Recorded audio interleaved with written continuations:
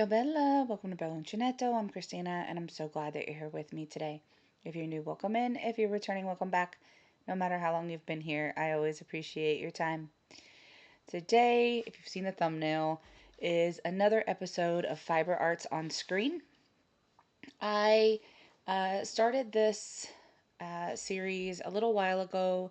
I've only done one episode so far, but um, I didn't get a ton of comments on it, but it is something that I'm interested in. So I'm going to keep pursuing it for a little while and see how far I can go. Now, there have been other um,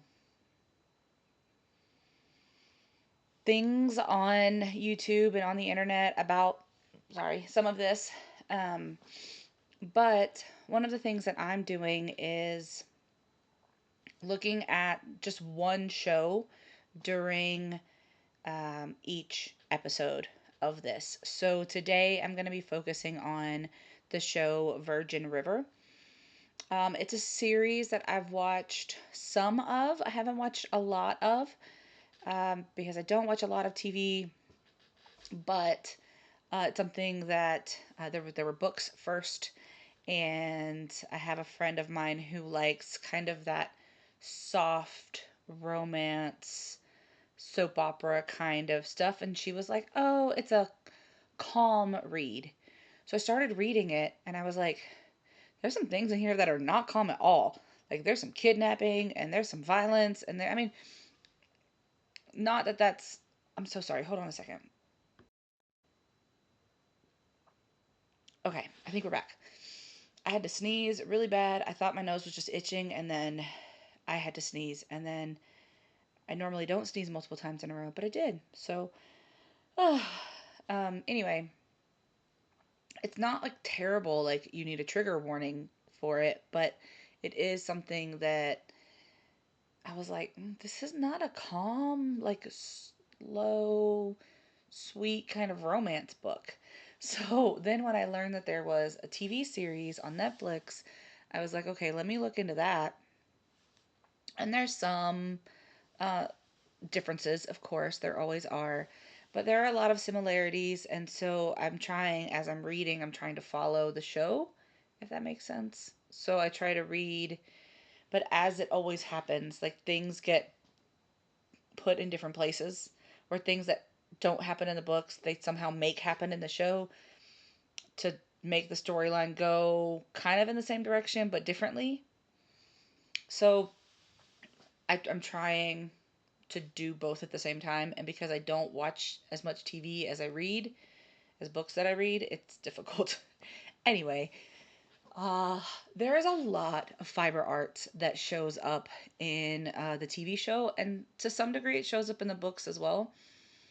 They talk about one of the biggest things that they do is they have a knitting circle, and the main character of the books and of the TV show, she comes to Virgin River because her husband has died, and she's looking for just like a way to like clear her head, right? And it's like this self healing kind of journey that she's going on, and she's a nurse, so she's trying to use her skills, right, in this small town.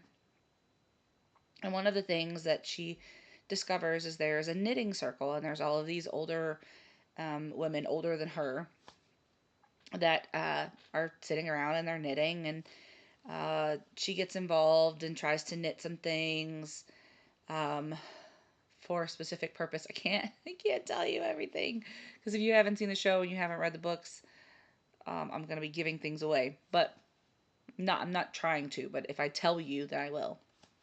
So she joins the knitting circle, and you see that in a couple of episodes. And I think it's really interesting that it takes place in Jack's bar in the show, because you wouldn't think, right, of a bar in America, right, being a place for a knitting circle.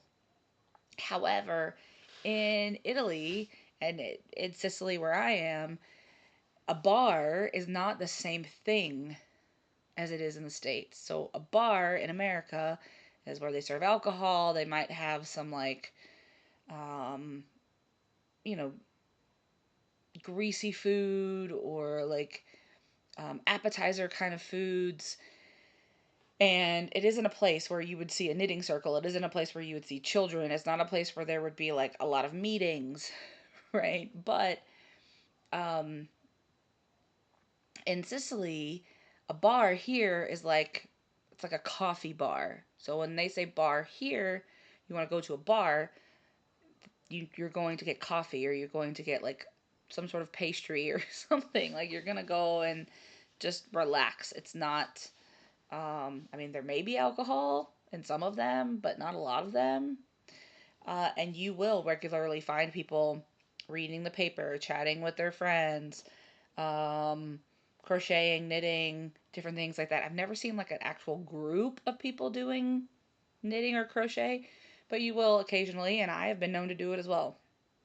But I do think that it's interesting that it happens in a bar in the TV show and in small towns, because where I lived um, for part of my childhood was a very small town, and places like convenience stores often had little restaurants attached to them.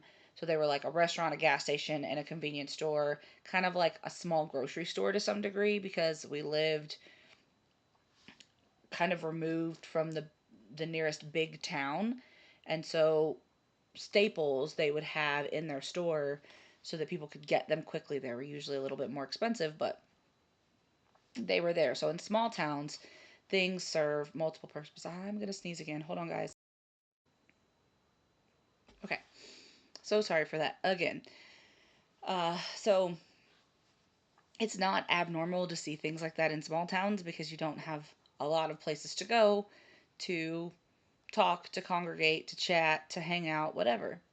So, but I do think that it's interesting in the show that they show it.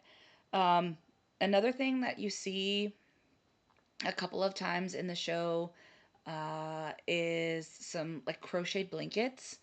There are a couple of times, especially in the cabin that Mel has, um, and I think it's very interesting that the cabin. Well, we'll get to that in a minute. Anyway, um,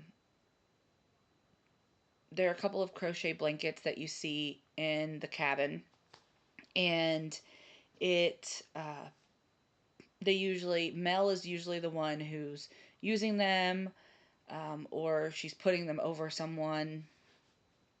So uh, you do see some crochet as well.